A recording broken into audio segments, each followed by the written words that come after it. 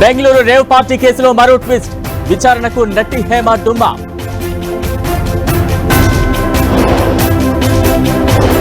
June 2న Telangana ఆవిర్భావ దినోత్సవ వేడుకలు. పెరేడ్ గ్రౌండ్స్ లో పోలీసుల రిహార్సల్స్. బెయిల్ పొడిగించాలని సుప్రీంకోర్టులో కేజ్రీవాల్ పిటిషన్. జూన్ 2తో ముగియనున్న మధ్యంతర బెయిల్ గడువు.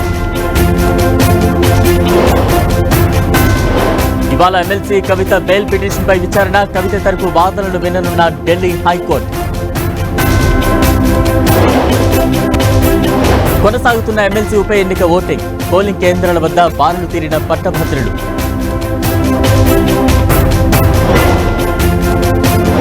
ఆసిఫాబాద్ జిల్లాలో నకిలీ సీడ్స్. 2 అరెస్ట్. 3 క్వింటాళ్ల పత్తి విత్తనాలు సీజ్. దాచపల్లి బేకరీ షాప్ లో దర్జాగా దోపిడీ. 2 లక్షలతో ఉడాయించిన దొంగ.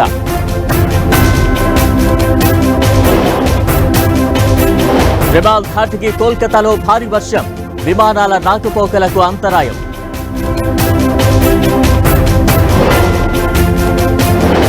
రాజ్కోట్ గేమింగ్ జోన్ ఫైర్ ఘటనలో 5గురిపై వేటు. 33కు పెరిగిన మృతుల సంఖ్య.